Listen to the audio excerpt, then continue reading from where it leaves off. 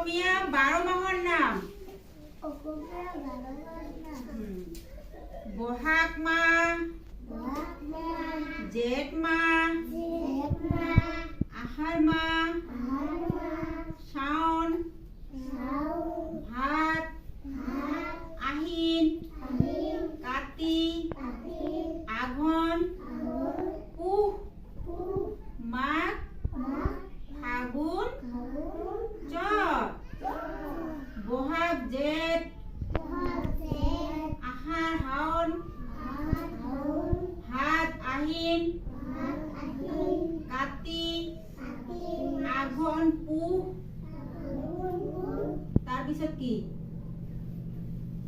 মাঘ, ফাগুন, চ'ত। অসমীয়া এই 12 মাহৰ নাম কেইটা তোমালোকে কালি মোক ক'ব লাগিব। হ'ব? পাৰিবানে নাই? পাৰিম। তেনেহ'লে আজি এই অসমীয়া 12 মাহৰ নাম তোমালোকক মই শিকালো।